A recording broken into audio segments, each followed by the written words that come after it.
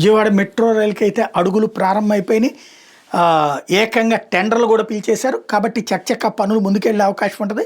తొలి దశలో 4.33 కిలోమీటర్ల మేర డబుల్ డెక్కర్ 4 లైన్ల పై వంతెన సహా మొత్తం 38 కిలోమీటర్లతో 2 కారిడార్లు పనులు చేపడతారట.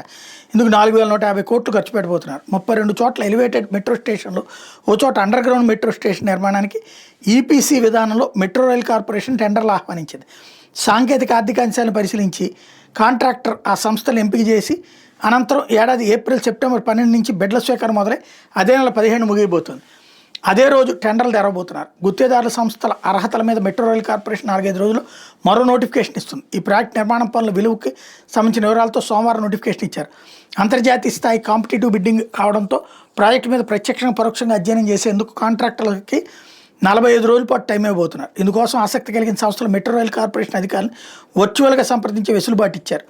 విశాఖలో తొలి దశలో 46.23 కిలోమీటర్లలో 3 కారిడార్ల పనులకి ఈ నెల 25 టెండర్లు వెలవబోతున్నారు.